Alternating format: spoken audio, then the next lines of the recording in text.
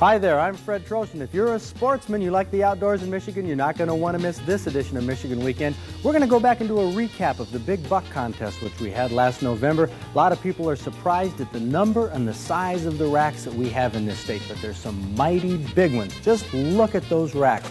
Now, also, we have with us Joe Lunkus. Joe, you took this 19-point rack right around Flint. What, day after Christmas? Yeah, I hunt within 40 miles of Flint. And in 17 years of hunting, how many deer have you taken with a bow? 19. 19 deer. That is incredible. We're going to hear his tips. Well, right now we're going to talk about that Big Buck Contest. This past fall, we got over 90 entries from sportsmen around the state who were bragging about their big bucks, and some of them were very large. Joe Lunkus from Flint, let's see that rack. Now, you got that day after Christmas? Yeah, that's right. I got them day after Christmas near Chestnut, Michigan. And you were bow hunting? Bow hunting, that's all Okay, I do. unfortunately, it says here our Big Buck Contest closes November 30th with the closing of gun deer season. But you think that rack might have been a winner, don't you? I don't know. It would have come close. It would have been right up in the top 2 or 3. Well, we're going to find out. Let's go to the tape of the scoring of the Big Buck Contest, and we'll find out after we see that how Joe's buck would have made out. Okay, well, all of these guys are going to be wondering how you're going to be counting the points. So you start that, and I'll be talking to the hunters. Good. Okay, Dennis Darmody. Denny, where are you from? Riverdale, Michigan. And you're 16 years old, right? Yes. Is this your first year that you were hunting? It's my since I was 14, so. 14 is the biggest rack you've gotten so far, right? It's the only deer I've got. Oh, the only one. Where did you take it? What county? Montcalm. Oh, well, that's an awfully good area up there. Okay, Dave, let's move on to the next rack. Paul Borkowski, you're from? Grand Rapids. And how old are you? 18. How many years have you been hunting? 3. And how many bucks have you gotten? 1. This is the first one? Yep. Okay, how many points did you total on this? 14 or 15. I don't know. Something in there. Okay, where did you take it? Branch County. Okay, another towards southern Michigan buck. We'll move down the line now. Bob Swagels. Bob, you're from Marshall? Marshall. Is that where you've been hunting? Yes. And that's where you took this buck? Yes, sir. How many bucks have you taken in the past? This is the first one. The first one? You guys are really lucking out here for your first deer. I didn't do nearly so well. How many points did you score on this? 14. 14? Well, looks like Dave might concur on that. Okay. I'm having trouble finding the 14th one. Oh, okay. Well, I'm sure that Bob can help you out. With a hammer on the head, probably. Right. Yeah. Okay, Dwayne Kaiser, you are from where? Hillsdale, Michigan. Hillsdale, okay. Is that where you got this buck? Yes, it is. How many points did you total on it? 14. 14? Does that look like 14 to you, Dave? Right on. Okay, very good. Is this your first buck? No, I've shot several, but this is the biggest. Ah, very good. Well, good luck to you. Moving on down here to Larry Coughlin. Larry, you're from? Right here from Flint. Okay, you've been hunting many years? 24 years. 24, you probably, what, I got 23 bucks? And 14. 14 bucks? I missed 8 years in a row, from 68 to 76. Wow. Well, you've made a big comeback here. Is this the biggest buck? Yeah, I've had another one pretty close to that, but not quite. How many points did you total on it? Well, they give me credit for 15. Okay, and where did you get the buck? Sheboygan County. Oh, up north. I think that's probably the only northern deer, really, that we've gotten in the contest. Okay, Jerry Nelson. Jerry, you're pretty proud of this buck. You should be. 42.5 points total. How many points on the rack? 18. Boy, we're getting down to the big ones right now. 18 points. Where did you take it? Down at Parma, Michigan. Parma, southern Michigan buck. Is that where you live, in that area? Yes, sir.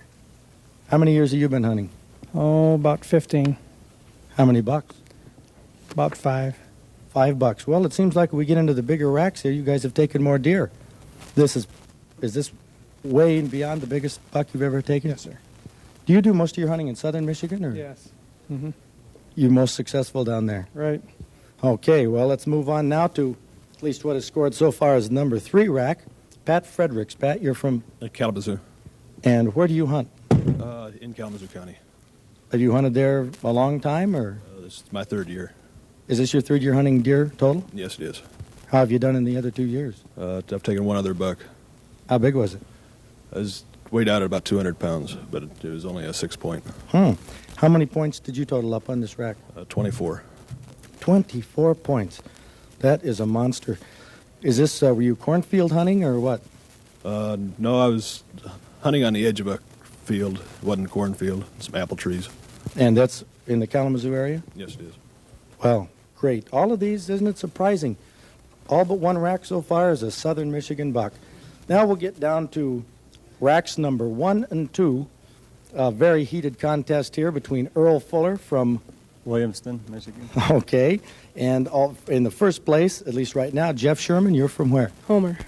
Where's Homer? It's in Calhoun County. Calhoun, okay, again, way down south. How many points do you have total, Earl? 28. How many do you have, Jeff? Well, for the contest, we had it over Myers. I had 29, but DNR gave me 19. Okay, DNR 19, but for our contest, 29. We'll see how Dave Jenkins scores it.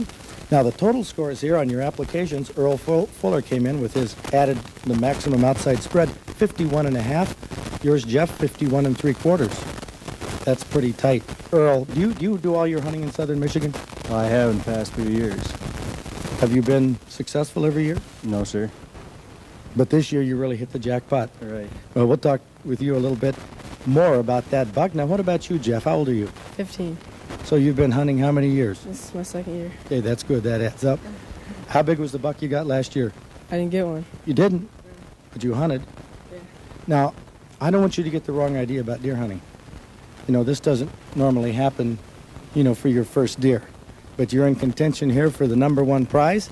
And these are the 9 hunters with the 9 largest bucks in Michigan. Dave Jenkins has scored the points on the racks. The next thing he's going to do is measure the maximum outside spread. We'll add them up. We'll have the final scores when we come back. And the final scores were, Joe, we had a 28-pointer take first place, a 29-pointer take second place, had a slightly smaller spread. How would your rack have stacked up? Well, with 22 points counted and a 25-inch spread, I guess it would come out to 47. Well, points. golly, that would have given you third, you know that? All you would have had to do was get that deer before November 30th.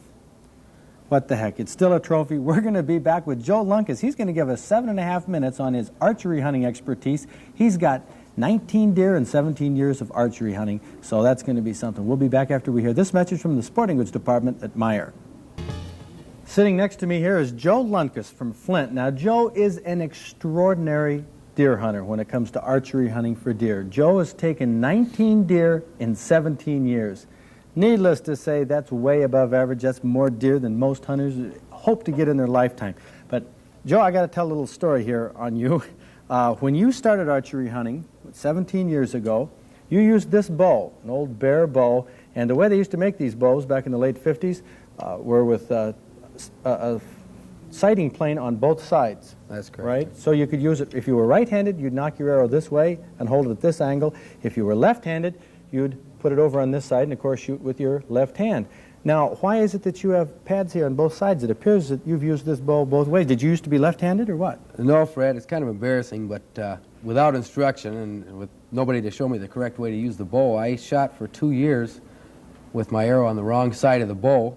That's incredible. Well, obviously, you didn't do very well, right? No, I took a lot of rabbits, killed my first 2 deer with that. Rabbits and deer with a bow on the wrong side. That's right. Well, needless to say, that may have been sort of a poor start technique-wise, but it was a great start in hunting skill, and you moved from that to a heavier recurve and finally to a compound bow. Could you explain quickly why you went from recurve to compound? What's your reason? Well, I tried a heavier recurve, and I found that I still didn't have the power that I thought I needed to make an efficient, clean, quick kill on big game. So I went to a compound for the sheer power of the shaft coming out of the bow.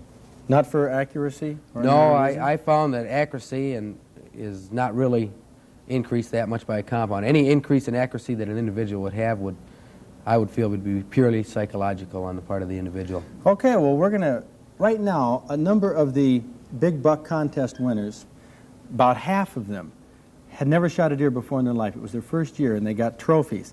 And each of them has tips for deer hunters. Let's listen to their tips, and then we'll come back and talk about you, Joe, with your tips for successful deer hunting. Okay. I want to hear some advice, what the secret to your success is. Dennis? Scouting the area before the season. Okay, sounds like good advice. How about you, Pat? Oh, Fred, sighting in early so that you got confidence in your shooting. Okay, you do a bit of practicing? Yes, I do. Well, that's good advice. Paul? Locate some good private land. Okay, that's a good tip if you can find it, especially important in southern Michigan. Larry? Well, it's 50% luck, but when the other guys start popping beer tops and shuffling cards, you got to get in the woods, lay down your lemonade, and get out there and stay there. Okay, you stay there all day? Well, all but a couple hours in the middle of the day. Okay, sounds like good advice. When did you get this buck, by the way? What time of day? At 3 o'clock in the afternoon when it was raining. Everybody else was in, you know what. Well, very good. Okay, Dwayne? I think probably a little patience and a lot of luck. Sounds like good advice. Do you stay in the woods all day? I shot this one at 12 o'clock noon. Well, golly, we're learning some things here. Jerry? Feed them apples. Oh, I knew you were going to say that. Apple grower from Parma. Doggone it. Well, that is good advice, though. That really helps some years, especially. Jeff? Find a place where you've seen some deer and then go in there, and you got to be patient once you get there. Okay, good advice from 15-year-old second-place winner Earl. You're the first-place man. What's your advice? Be in the right place at the right time and be a good shot, I guess. Well, that's all good advice, isn't it, Joe? It sounds pretty good. Okay, that's for gun hunting, but now we're moving into a little more difficult area, archery hunting for deer. Joe, let's first talk about how you practice. Now, you use your compound bow, and you use your razor heads. They're very sharp. You shoot into a bale of hay? No. If you shoot a razor head into a bale of hay one time, you'll find out that it's not practical for the simple reason of the barbs on the head. Even without the barbs, this back flange on the back of the head will catch inside the bale. Sure. And besides that, it'll tear your bale up. Okay, so this is what you use, a silhouette? Okay, so I came up with this idea. I needed something portable that I could move around to practice at different ranges. So I came up with this silhouette. I mounted it on a wooden frame. And in this way, I can get up on an elevated platform. In this case, in my yard, it would be the top of my garage. And I can have somebody down on the ground, just move that silhouette to whatever range that I feel that I want to practice at. Okay, so you practice from the top of your garage. People wonder, that sounds crazy. But, of course, a lot of archers hunt from trees in a tree stand. Show us here what you carry in your day pack to get you up in the tree. Well, this is my pack that I normally would carry on a day's hunting. Has all your supplies in it? And yes, it has everything in here that I would need for a hunt. The first thing that I would pull out when I reached a tree that I expected that I wanted to hunt that day would be these tree steps. Now, these are just normal you screw those tree into the steps side that of the are tree. obtainable most anywhere. And you climb up just like the guys in the telephone poles. Okay, you screw them in however high you want to go. Normally anywhere from 10 to 15 feet high. You need about 8 of them. So that's what I Okay. have. After you get those in, this is your tree stand. You know, I've never seen one like this before. Well, you probably haven't because I came up with the idea and I had my father-in-law build the keys, weld it together. He does all my welding. And the way this works is once I get up to the height that I want to be, I start a hole with this small T-screw because it's just easier to start a hole with. And then I go ahead and run the bigger screw that's attached to the seat into the tree. I turn it all the way in until it's flush with the tree. Then when it's flush, I take this T-screw that I used originally and put it through a hole I have in the bottom here to stabilize the seat this way. Ingenious. Of course, it's a good idea to use that in a dead tree. Yes, in most cases, because there is some popular belief, and it's probably true, that it does harm the tree. It goes through the inner bark. And normally I do hunt dead trees because I do a lot of swamp hunting. Okay, now let's talk about what you wear up there. You don't want the deer to see you. This looks like reversible camouflage. You use the green in the early season? Okay, the main thing when you're trying to camouflage yourself, you got to remain perfectly motionless for one thing, but then you have to try to blend in as much as you can with whatever you happen to be hunting. In this case, it would be a tree. In the early fall, most of your foliage is still on the trees, so you need a green pattern, more or less, to blend in with the leaves. And then the fall, we go to the in brown. the fall, the leaves turn brown or they fall off, and you can switch to the brown. And then in the winter, when I'm trying to blend in with the trunk of the tree, I'll take, you can see just some Darken signs it of up. here. I'll take some black decoupage paint and go over that and make it to more of a black pattern. Okay, well now you wonder, how does a guy who shoots 19 deer get them all out of the woods without getting tired? Let's go over here, Joe, and see your invention on that.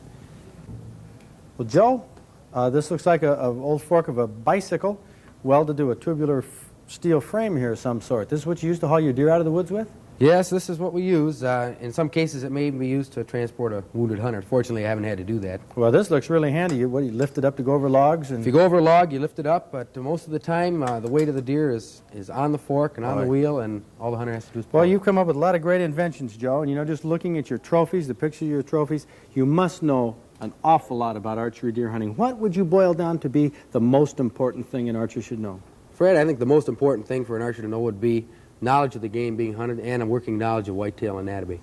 Well, boy, I'll say you obviously know your stuff when it comes to deer hunting. We're going to have to pick up with you next fall, talk more with Joe Lunkus about archery deer hunting. He's a master, 19 deer in 17 years, and how many bucks was that? 14 bucks, Fred. 14. What a great record. I hope I do have that good in my lifetime. We're going to be right back with more Michigan Weekend after this message from Meyer. Well, the rack that Joe Lunkus took the day after Christmas is indeed a trophy. It just might be a state record. It looks like it's going to be close to 180 North American big game record points on the official scorebook. Well, hope you can get outdoors this weekend. It's a great place to be. See you next week.